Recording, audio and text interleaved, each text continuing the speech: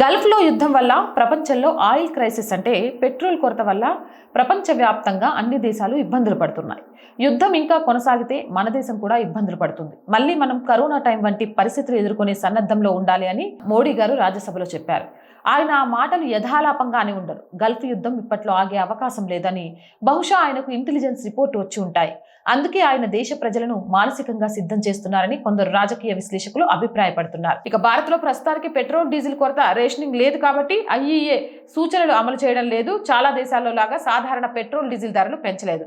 కానీ premium petrol XP95 speed power వంటివి 2.09 నుంచి 2.35 రూపాయల వరకు పెంచారు. ఎల్పీజీ కొరత వల్ల హోటల్స్, రెస్టారెంట్స్ కి రేషనింగ్ ఉంది. గృహ అవసరాలకు ఆలస్యంగా ఆయన సప్లై చేస్తున్నారు.